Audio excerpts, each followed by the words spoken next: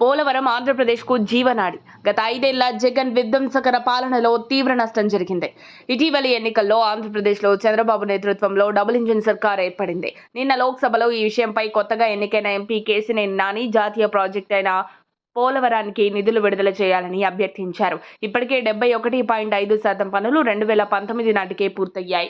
కేవలం 3% మాత్రమే గత 5 ఏళ్లలో జరిగాయి.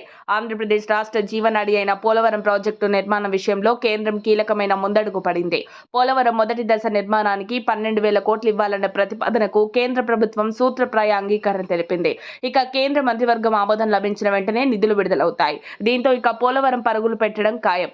ఇదిలా ఉండగా ప్రస్తుత అమృత కాలానికి 2047 నాటికి వికసిత భారత సాధనకు 6 అంచెల వ్యూహాన్ని ప్రతిపాదించింది. ప్రభుత్వ ప్రధాన ఆర్థిక సలహాదారు బి అనంత నాగేశ్వరన్ రూపొందించిన 2023-2024 ఆర్థిక సర్వే నివేదికను ఆర్థిక మంత్రి నిర్మలా సోమవారం పార్లమెంటుకు సమర్పించారు.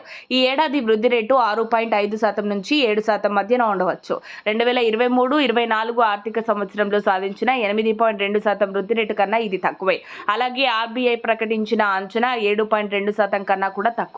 నైరుతి రుతుపవనాల గమనం ఇప్పటి వరకు సంతృప్తికరంగానే ఉంది. దీనివల్ల వ్యవసాయ రంగం పనితీరు మెరుగుపడి గ్రామీణ ప్రాంతాల్లో డిమాండ్ పెరగవచ్చు. జీఎస్టీ, ఐబీసీ వంటి వ్యవస్థాపక సంస్కరణలు కూడా సత్ఫలితాలను ఇస్తాయి.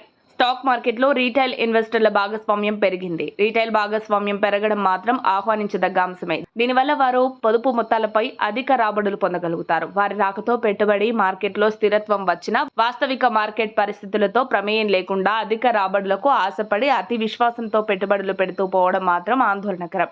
ప్రధానంగా డెరివేటివ్స్ ట్రేడింగ్లో వారి ఆసక్తి పెరగడంపై ఒక కన్నేసి ఉంచాలి. ఆహార ద్రవ్యోల్బణంపై ఫోకస్ తగ్గించాలి.